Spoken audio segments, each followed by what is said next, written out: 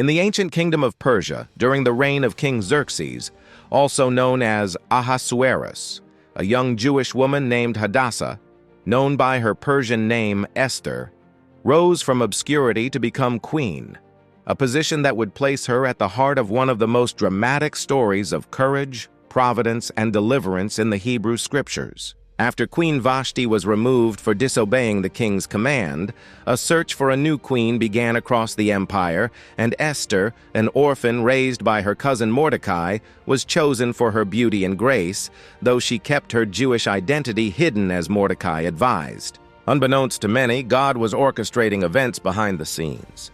Meanwhile, Haman, a powerful and proud nobleman, rose in the royal court and became enraged when Mordecai, a Jew, refused to bow to him. Consumed by hatred, Haman devised a plan not only to destroy Mordecai but to exterminate all the Jews throughout the Persian Empire.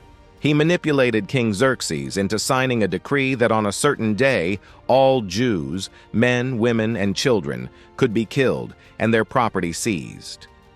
When news of this reached Mordecai, he tore his clothes and mourned in sackcloth and ashes at the king's gate, urging Esther through messengers to go before the king and plead for her people, even though approaching the king unsummoned could mean death. After initial hesitation, Esther demonstrated incredible bravery by deciding to risk her life, saying, "If I perish, I perish." She asked Mordecai and the Jews in Susa to fast for 3 days before she acted. On the 3rd day, she dressed in royal robes and stood in the inner court, and the king welcomed her with favor, extending his golden scepter. Instead of revealing her request immediately, she cleverly invited the king and Haman to a banquet, then to a second one the next day. Meanwhile, Haman, infuriated that Mordecai still refused to bow, built a massive gallows intending to have him executed. At the same time, the king, unable to sleep, had the royal chronicles read to him and discovered that Mordecai had once foiled an assassination plot but had never been honored. The next morning, the king asked Haman what should be done for a man the king wishes to honor, and thinking the honor was for himself, Haman described a lavish public recognition, only to be horrified when the king ordered him to do it for Mordecai. The tension reached its peak at Esther's second banquet, where she revealed her Jewish identity and exposed Haman's plot, pleading for her people's lives.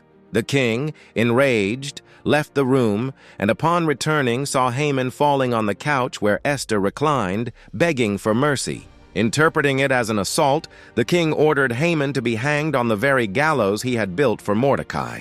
The king granted Esther and Mordecai authority to issue a new decree allowing the Jews to defend themselves, and on the day their enemies had planned to destroy them, the Jews fought back and prevailed. This miraculous turn of events was commemorated in the annual festival of Purim, a joyful celebration of how sorrow turned to gladness, mourning to joy, through the bravery of Queen Esther, the wisdom of Mordecai, and the unseen but undeniable hand of God.